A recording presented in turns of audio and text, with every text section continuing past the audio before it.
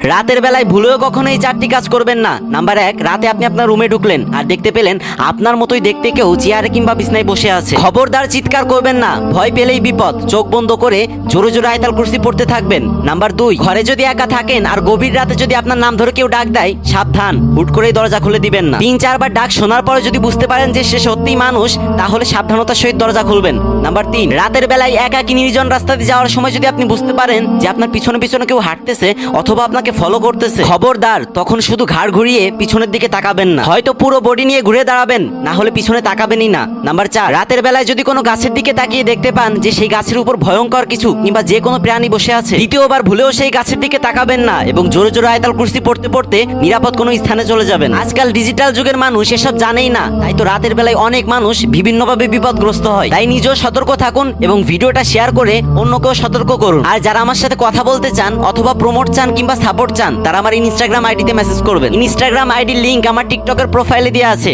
তো ভালো থাকবেন সবাই। আসসালামু আলাইকুম।